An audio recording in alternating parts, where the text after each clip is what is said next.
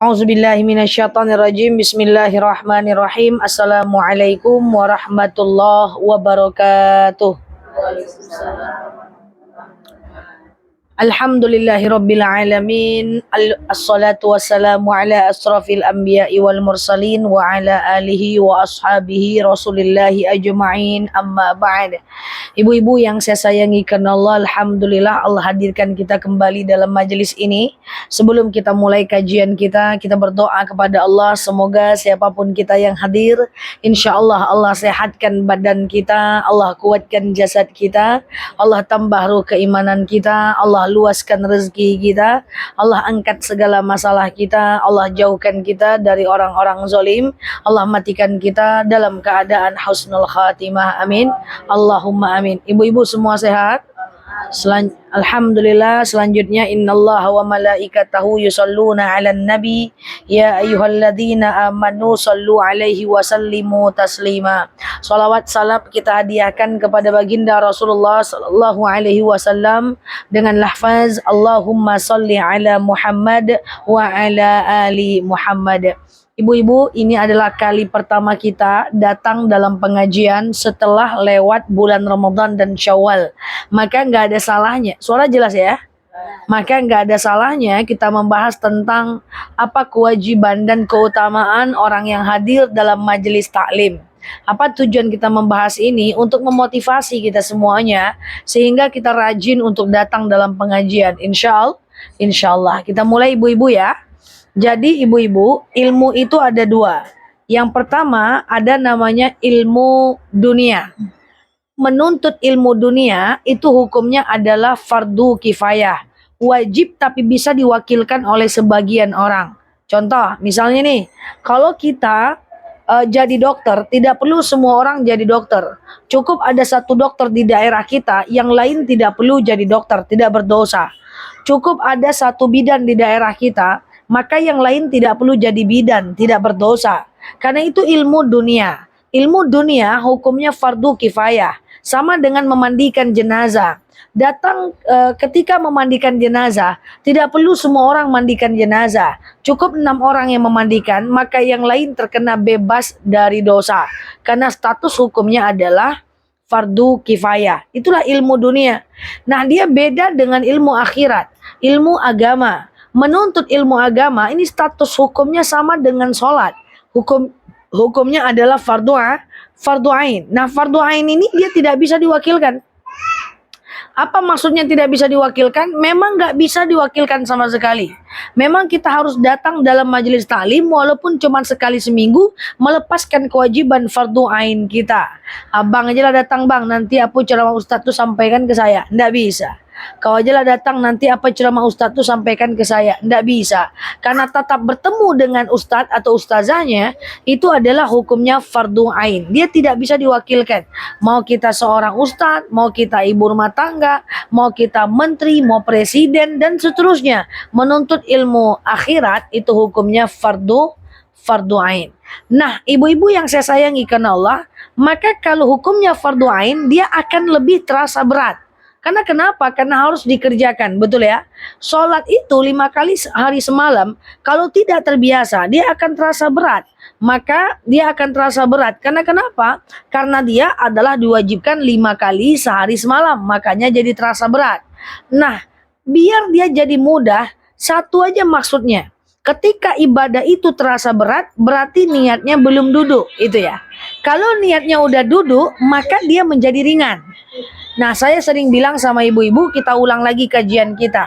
Misalnya nih, banyak orang yang datang dalam pengajian, tapi niatnya itu belum duduk, belum betul, belum lurus. Contoh, kadang-kadang ada orang datang dalam pengajian, coba ibu tanya keluar ya, ke teman-teman yang lain gitu ya. Kenapa ibu rajin datang pengajian? Biasanya dia menjawabnya dengan niat yang rapuh. Dia biasanya jawab gini, awak kau lah tua-tua. Daripada nganggo-nganggo sih di rumah ancak pengajian lain. Nanti kalau dia lagi masa lontong tak datang di pengajian tuh. Kenapa? Karena dia nggak suntuk. Dia datang pengajian cuma menghilangkan suntuk. Paham? Kenapa ibu datang pengajian? Cucu alah daripada manung-manung saya di rumah. Cucu lah kadang-kadang. Sekali datang cucu tak datang di pengajian. Kenapa? Ada cucu datang, karena niatnya tak lurus.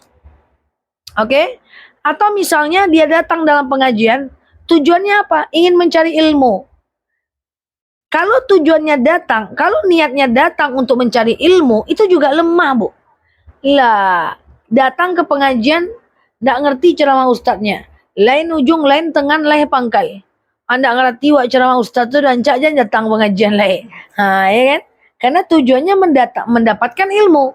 Bahwa apakah setiap pengajian kita dapat ilmu? Belum tentu. Kadang-kadang makin bingung wak pulang pengajian tuh ya kan? Jadi kalau tujuannya untuk mendapatkan ilmu, itu juga lemah. Karena kenapa? Karena bisa jadi ketika kita nggak ngerti, kita nggak mau datang lagi. Nah, yang lebih parahnya lagi, kenapa mau datang pengajian? Ustadznya mantap. Ganti ustadz tak datang pengajian dah. Ustadznya mantap, gagah. Ganti ustadznya tak mau di pengajian. Kenapa? Karena dia datang untuk ustadznya. Yang lebih parah kalau ada arisan macam kita nih. Itu susah itu. Kecuali ibu-ibu di sini, semuanya baik. Amin. Kenapa tak datang pengajian? Kenapa datang pengajian? Arisan lontok kocok le katanya. Pas tu kocok tak datang lagi. Ini problem sebenarnya. Jadi kita datang pengajian, tujuannya apa? Adalah karena kita tahu itu kewajiban. Kalau kita tahu itu kewajiban, maka mau nggak mau, suka nggak suka, ikhlas nggak ikhlas, maka kita tetap harus datang. Walaupun udah tekan tua, datang aja lah. Jangan-jangan pas tekan tua tuh turun hidayah, kan nggak tahu mak. Nah ya kan tujuan. Sama dengan saya dakwah. Tujuan saya dakwah adalah melepaskan kewajiban. Maka mau nggak mau, suka nggak suka, jauh atau dekat, saya tetap datang. Kenapa? Karena itu kewajiban. Jadi kalau kita tahu itu kewajiban, kita mau mengerjakan sampai kalau kita malas kita akan ngomong sama Allah kayak gini, ya Allah, aku sebenarnya udah males. Tapi karena ini perintahmu, aku tetap lakukan. Nah itulah dia. Dia kalau niatnya lurus, maka insya Allah dia akan jalan lebih baik. Oke, pertama adalah hukumnya fardu ain. Kedua adalah luruskan nih niat. Kemudian yang ketiga, karena kita tahu status hukumnya adalah fardu ain, maka kita bahas sebentar 5 hukum Islam, baru nanti kita bahas beberapa hadis terkait dengan keutamaan hadir dalam majelis. Nomor 3 poinnya. Hukum Islam itu kan ada 5 ya. Wajib dikerjakan dapat pahala, ditinggalkan dosa. Haram dikerjakan dosa, ditinggalkan pahala. Makruh makruh dikerjakan tidak apa-apa, tapi Allah tidak suka, ditinggalkan lebih baik. Ya toh? Kemudian yang keempat adalah sunnah, dikerjakan dapat pahala, ditinggalkan rugi kita, ya kan? Nah, kemudian yang keempat adalah mubah. Apa itu mubah? Dikerjakan boleh, ditinggalkan boleh. Dikerjakan tak dapat pahala, ditinggalkan tak dapat pahala. Dia 0. Contoh, baring-baring mubah, boleh. Kurangi baring-baring, ganti dengan baca Quran. Mengalai-ngalai boleh, mubah. Kurangi mengalai-ngalai, ganti dengan zikir. Iya kan? Nonton-nonton boleh. Kurangi nonton-nonton, ganti dengan baca Quran. Yang mubah itu dikurangi, diganti dengan yang sunnah. Itu dia orang yang beriman. Jadi kerjanya nggak yang mubah aja, ngalai-ngalai, santai-santai, ngangak-ngangak. Enggak. Dia kurangi itu, dia ganti dengan yang sunnah. Maka ketika majelis taklim adalah wajib, jangan dibenturkan dengan yang sunnah. Ustadz lagi ceramah di depan, ibu baca Quran di belakang. Jangan. Baca Quran sunnah, mendengarkan ceramah Ustadz wajib. Paham ya? Kenapa tak boleh tahiyatul masjid saat orang udah mulai sholat? Karena tahiyatul masjid hukumnya, di masjid maksudnya di masjid. Kenapa tidak boleh tahiyatul masjid saat orang sudah mulai sholat berjamaah? Kalau kita di masjid, maka karena berjamaah atau sholat wajib hukumnya wajib, tahiyatul masjid hukumnya sunnah. Jadi kalau lagi dengarkan ceramah, dengarkan aja ustadznya. Itu tidak boleh jangan baca Quran dulu, itu jauh lebih baik. Karena baca Quran hukumnya sunnah, mendengarkan ceramah ustadz hukumnya wajib. Ustazah apalagi nggak datang kalau karena mengalai-ngalai, malas-malas. Itu berdosa, tak boleh. Ngerti nggak ngerti, kita datang aja dimanapun. Nggak cuma di sini, di masjid mana-mana pun, ya kan? Kita datang aja. Karena kenapa? Karena orang yang punya ilmu pasti secara mental, pikiran, akhlak itu berbeda. Nggak mungkin. Karena ada dalil, hal yastawil ladzina ya'lamuna ma la ta'lamun. Tak mungkin sama orang berilmu dengan orang yang tidak berilmu. Semoga kita orang yang hadir dalam pengajian sering dan kita tergolong orang-orang yang berilmu. Insya Allah. Nah, pertanyaannya adalah, Ustazah kami tahu hadir dalam pengajian adalah fardu ain. Pertanyaannya, apa yang kami dapat ketika kami hadir dalam majelis taklim? Nah, ada beberapa hadis sebagai hadiah buat kita kalau kita rajin datang dalam pengajian. Ya, hadis yang pertama, Rasulullah Shallallahu Alaihi Wasallam pernah bersabda, "Man salaka tariqan yaltamisu fihi ilman." Siapa yang memudahkan atau dengan senang hati, happy, bahagia, nyaman datang dalam pengajian. Syaratnya apa? Happy, bahagia, nyaman datang dalam pengajian. Apa kata Rasulullah? Sahalallahu bihi tariqan ilal jannah. Allah akan mudahkan untuknya jalan menuju surga. Masuk surga itu banyak ranjaunya. Payah. Satu, kita harus rasakan sakit mati dulu. Yang kedua, kita harus rasakan sakit siksa kubur dulu. Yang ketiga, harus dibangkitkan di padang mahsyar. Kita akan cari orang-orang yang kita gosipkan. Kita akan cari orang-orang yang kita hutang sama dia tapi nggak kita bayar. Kita cari dia di padang mahsyar. Pas udah mau masuk surga, nggak jadi. Kawannya nyetop. Woi, besti, jangan masuk surga kau dulu. Utangmu bayar dulu. Bayar lagi pakai amal. Pas mau udah tuh serondok masuk surga, sini dulu. Kau kemarin gosipkan aku, kau belum minta maaf. Kasih lagi amal sama dia. Masuk surga itu butuh proses, butuh pengorbanan, butuh modal. Maka siapa yang happy, senang, bahagia, hadir dalam pengajian, maka Allah mudahkan langkahnya menuju surga. Insya Allah. Syaratnya happy. Kalau nggak happy, nggak bisa dong. Terpasuk. Ngapo ikut ndak pengajian? Cari dulu beko. Itu ndak bisa tuh.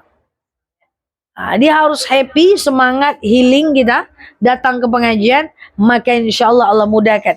Cara masuk surga tuh ada yang payah, ada yang mudah. Ada cara yang payah. Apa cara yang payah? Cara payah tuh gini. Ada dalil yang bunyi begini. Man bana lillahi masjidan banallahu bihi baitan fil jannah. Siapa yang membangun rumah Allah di dunia, Allah akan buatkan untuknya rumah di surga. Jadi siapa yang bangun masjid di dunia, Allah akan bangunkan untuk dia rumah dalam surga. Nanti malaikat yang jadi satpamnya, karena rumah ibu dalam surga. Syaratnya bangun masjid. Tapi bangun masjid butuh duit. Nah, ada masuk surga tanpa duit kalau tak ada duit. Salah satunya hadir dalam majelis ilmu, insya Allah Allah mudahkan langkah menuju surga. Amin. Tapi happy ya, senang, bahagia. Nggak boleh leyok doh ya. Supaya kita dapat tiket menuju surga. Insya Allah. Ngerti atau nggak ngerti ceramah ustadznya, paham atau nggak paham ceramah ustazahnya, tetap dimudahkan jalan menuju surga. Insya Allah. Oke ya. Yang kedua ini paling mantap dan ini yang kita cari. Orang yang hadir dalam majelis taklim atau dalam pengajian seperti ini, itu insya Allah kalau dia mati dalam keadaan menuntut ilmu, maka matinya itu mati syahid. Apa itu mati syahid? Tidak merasakan sakitnya mati, tak ada hari perhitungan, langsung masuk surga. Ini kita kejar nih. Mati syahid itu apa? Mati dalam pengajian, meninggal saat sholat, meninggal saat zikir, meninggal saat baca Quran, meninggal saat ceramah, meninggal saat jadi jamaah, meninggal saat dalam keadaan wudhu. Itu mati syahid. Kita kejar tuh mati syahid. Supaya kita tak rasakan sakitnya mati. Ibu-ibu yang saya sayangi karena Allah, yuk kita belajar sebentar tentang konsep peluang. Dalam ilmu matematika, ada konsep peluang. Contoh gini. Orang yang sering keluar rumah, naik mobil atau naik motor, berpeluang kecelakaan lebih besar dibandingkan orang yang lalu aja di rumah. Kan gitu kan? Nyocok kaluan tuh ada kemungkinan nyok kecelakaan. Konsep peluang. Jadi gini, kita manfaatkan konsep peluang. Katanya, kita meninggal itu sesuai dengan kebiasaan kita. Katanya. Itu maksudnya adalah konsep peluang. Orang yang rajin dalam majelis taklim, dia rajin datang dalam pengajian, kemungkinan dia meninggal dalam pengajian lebih besar dibanding di rumah. Paham ya? Orang yang rajin jaga wudhu 24 jam, kemungkinan dia mati dalam keadaan berwudhu itu lebih berpeluang lebih besar dibanding dia mati dalam keadaan berpeluang syahid lebih besar. Orang yang rajin baca Quran, rajin zikir, berpeluang mati dalam keadaan zikir. Itu konsep peluang. Banyakkan kemungkinan, peluang lebih banyak. Makanya kalau mau kerja, banyakkan lamaran, kemungkinan diterima lebih banyak. Kan gitu kan? Buka kedai, banyakkan jam buka kedainya. Beda dong orang yang buka kedai 24 jam dengan orang yang cuma 7 jam. Beda dong. Kenapa? Karena itu konsep peluang. Ketika kemungkinan lebih banyak, maka lebih banyak peluangnya. Nah, makanya kita dalam hidup ini banyak-banyakkan peluang mati dalam keadaan syahid. Bu, matinya itu dari Allah. Tapi pengen mati kayak gimana, kita usahakan, Bu. Saya ulang ya. Matinya itu dari Allah. Tapi pengen mati kayak gimana, kita yang usahakan. Contoh, pura-puranya, na'udzubillah, besok udah Allah tentukan jadwal mati kita di jam 1:15. Pura-puranya nih, ngapain kita besok di jam 1:15, kayak gitulah mati kita. Kalau jam 1:15 besok kita sholat zuhur, matinya sholat zuhur. Kalau jam 1:15 besok kita ngangak-ngangak, meninggalnya ngangak-ngangak. Paham maksudnya itu? Jadi matinya itu dari Allah. Kayak mana cara meninggalnya, kita yang usahakan.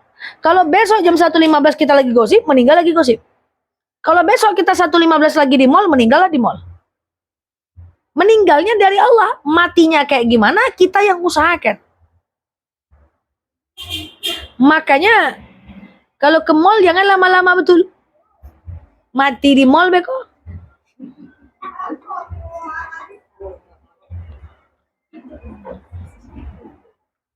Saya sampai sekarang kalau ke mall tuh bisa dihitung 5 jari saya parkir di dalam. Saya selalu parkir di luar. Kalau parkir di dalam nyari parkirnya habis waktu sejam. Keluarnya habis waktu sejam. Saya parkir di luar.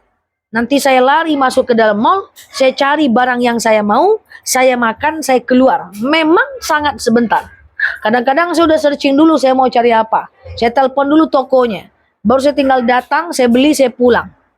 Tak pernah saya lama-lama di mall. Kakak saya bilang, cepat kali pulang dek. Takut matinya di situ, Kak. Makanya keluar rumah tuh tutup aurat.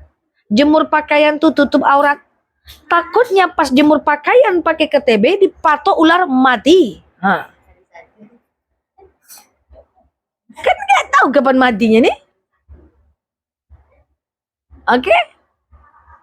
Kita nggak tahu kapan mati. Jadi kita nutup aurat keluar rumah selain karena dosa, takut matinya kayak gitu. Makanya jangan berjoget-joget Julai. Apa sebenarnya?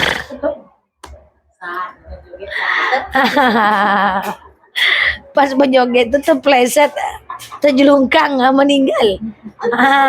Siapa ustazah Nela kacau. Iya kan? Jangan joget-joget. Iya kan? Kayak senam, kan ada senam tuh ya, di outdoor, car free day. Jangan, senam tuh indoor sajalah. Oke? Nah, karena kita takut nih matinya dalam keadaan kayak gitu. Itu yang mau kita kejar itu yang mau kita ubah itu. Biar kita mati dalam keadaan baik. Perbesar kemungkinan meninggal dalam keadaan baik, maka kita baik. Itu sebab saya bilang, banyak jemaah bilang, Ustazah karaoke boleh enggak? Karaoke boleh enggak? Kalau di rumah karaoke lah, tapi jangan lama-lama. Ngapa? Mati kesetrum karaoke nanti. Ya kan, karaoke lah sama suami misalnya kan. Kayak gitu ya. Nah, oke. Jadi itu dia. Jadi kita nih hidup memperbesar peluang mati dalam keadaan syahid. Oke, yang pertama, kalau kita hadir dalam majelis talim, insya Allah mudahkan langkah menuju surga. Kemudian yang kedua, orang yang hadir dalam majelis talim, kalau dia mati dalam keadaan majelis, maka matinya mati syahid. Kemudian yang ketiga, oke, 3 aja oke ya. Yang ketiga, ibu-ibu, nomor 3 ini udah berkali-kali saya sampaikan, coba saya lebih detail lagi. Orang yang hadir dalam majelis taklim, maka insya Allah dia akan didoakan oleh malaikat Allah. Nih kita nih sekarang di antara kita ini ada para malaikat yang mendoakan kita. Apa kata malaikat? Allahummarhamhum, ya Allah cintailah dia ya Allah. Jadi gini Bu, ibu kalau mau disayang suami, apa yang kita lakukan? Manut nurut apa cakap dia, jangan lakukan apa yang dia tak suka, lakukan yang dia suka-suka, cari yang dia suka, kasih buat dia. Kan gitu kan? Kalau mau disayang sama manusia. Dengan Allah juga gitu kan? Kalau kita mau disayang oleh Allah, kerjakan yang Allah suka, tinggalkan yang dia tidak suka, kerjakan semua yang Allah sukai. Allah suka apa? Allah suka orang yang berdoa. Allah suka apa? Allah suka orang yang datang dalam majelis taklim. Allah suka apa? Allah suka orang yang bangun malam. Itu caranya gimana? Itu untuk mengambil perhatian Allah. Karena kenapa? Kalau kita udah prioritaskan Allah, maka Allah akan prioritaskan kita dalam kehidupannya. Makanya kenapa selama ini kadang-kadang hati tak tenang, kadang-kadang jiwa gelisah, kadang-kadang doa nggak diijabah. Saya khawatir jangan-jangan kita belum prioritaskan Allah dalam kehidupan kita. Nah maka datang dalam majelis taklim, malaikat berdoa, ya Allah cintailah dia. Allah kalau udah cinta dengan hambanya, semua yang dia minta Allah kasih. Makanya hati-hati menyakiti orang yang beriman. Balasannya lebih cepat datang kepada kita. Karena orang yang beriman itu akan dicintai oleh Allah Azza wa Jalla. Ibu sayang sama cucu? Sayang kan? Cucu minta permen, ibu kasih? Kasih. Minta iPhone, ibu kasih? Nggak kasih. Padahal ibu sayang. Sayang, tapi nggak cocok buat dia. Jadi kalau Allah sayang sama kita, semua yang kita minta ini Allah kasih. Cuman kadang-kadang ada yang tidak Allah kabulkan karena nggak cocok buat kita. Maka kita kejarlah sayangnya Allah. Makanya masuk masjid, Allahumma ftahli abwaaba rahmatika, Allahumma ftahli abwaaba rahmatika. Ya Allah bukakan untukku pintu kasih sayangmu. Bangun tengah malam sayangi aku. Ya Allah sholat duha sayangi aku. Majelis taklim. Kita ingin mengambil perhatian Allah biar hidup kita nih nyaman. Allah nggak akan pengen orang-orang yang dia sayang itu menderita dalam hidupnya. Nggak mungkin. Allah itu kadang-kadang memberikan derita kepada orang beriman hanya untuk ingin menguji orang itu. Lu saat gua susahkan, lu tetap mau ibadah nggak? Tetap setia nggak? Itu aja sebenarnya. Sebenarnya Allah sayang. Cuman kadang-kadang Allah ingin menguji. Apakah imannya tetap bertambah? Apakah dia tetap setia? Atau malah hengkang dari jalan Allah? Oke, pertama, dia dicintai oleh Allah. Yang kedua, apa kata malaikat? Allahumma fillahum, ya Allah ampunilah dosa dia ya Allah. Dosa kita banyak. Walaupun tak sebanyak-banyak dosa orang-orang zaman dahulu. Seperti Umar bin Khattab yang ingin bunuh anaknya hidup-hidup. Ya kan, dosa kita banyak, sabar kita ini terbatas. Kadang-kadang saya bingung dengan sabar ini, kenapa orang nggak tahu batas sabar. Ada dalil isbiru sobiru warobitu. Sabar, bertahan dalam kesabaran. Jadi sabar tuh bertahan. Sabar bukan berarti diem terus nanti diungkapkan. Contoh, kita digosipin orang, sabar. Tetangga gosipin kita, sabar. Sabarlah kita setahun. Setelah setahun setengah, nggak tahan juga kita ngomong sama dia, hei, aku tahu kelakuan kau selama ini, selama ini aku udah sabar ya, aku udah diam ya, sekarang tengoklah kau, selama ini aku diam, aku udah sabar. Itu nggak sabar namanya kau disebut-sebut, itu namanya bocor dalam. Sabar itu nggak disebut. Sama suami, bang ginilah bang, iya bang gikolah bang, iya alah sabar ambo 10 tahun nikah juga bang, itu nggak sabar namanya. Sabar itu harus bertahan. Ibu jahat sama saya sabar. Ibu zolimin saya sabar. Ibu zolimin, udah sabar aku selama ini ya. Nah itu enggak sabar itu. Itu sabar nama tetangga tuh. Itu bocor dalam, tertahan sebentar. Ujung-ujungnya terungkap juga. Jadi ibu-ibu, dosa kita ini banyak. Karena kita pengen sabar tapi nyakitin orang. Kadang-kadang kita melukai hati orang. Kadang-kadang kita buka aib orang. Maka orang-orang yang hadir dalam majelis taklim, insya Allah diampuni dosanya. Amin. Dan kemudian terakhir yang ketiga, Allahumma tub alaihim. Ya Allah terimalah taubat mereka kalau mereka bertaubat. Nah bertaubat itu menyesali yang terjadi, berjanji tak mengulang lagi. Ada pertanyaan, Ustazah saya pengen bertaubat tapi saya melakukan kesalahan lagi. Boleh kita tuh salah, orang bertaubat tidak serta-merta jadi malaikat. Tetap boleh salah tapi jangan itu lagi gitu loh. Kesalahannya, kita suka nipu. Kita bertaubat dari suka nipu orang. Menyesali yang terjadi, berjanji tak mengulang lagi, mengisi hari dengan ibadah, berbanyak sholat sunat taubat. Kita ada salah lagi, tapi jangan nipu lagi salahnya. Salah yang lain lah sesekali. Iya kan? Salahnya misalnya gosip. Kita ingin bertaubat dari gosip. Jangan mengulangi, berjanji tidak mengulangi. Besok salah, oke, tapi jangan gosip lagi salahnya. Salah itu biasa, tapi salah kedua kalinya itu yang luar biasa. Kita tahu al-insan fi mahallil khata' wan nisyan, manusia itu tempat salah dan lupa. Jadi kalau kita bertaubat, taubatlah. Orang bertaubat apakah ada kemungkinan salah? Ada. Cuman jangan itu terus salahnya. Itu taubat-taubat sambalado namanya. Ustazah saya bertaubat tapi saya masih melakukan. Itu enggak. Kalau itu berarti bukan taubat. Lakukan yang lain sehingga kita termasuk hamba Allah yang melakukan taubat. Insya Allah. Sebagai penutup kita berdoa semoga ngerti nggak ngerti kita, siapapun ustadznya, kita termasuk hamba Allah yang melakukan kewajiban menuntut ilmu Allah dengan tenang, bahagia sehingga surga Allah di tangan kita. Amin Allahumma amin. Al-haziniyah al-Fatihah.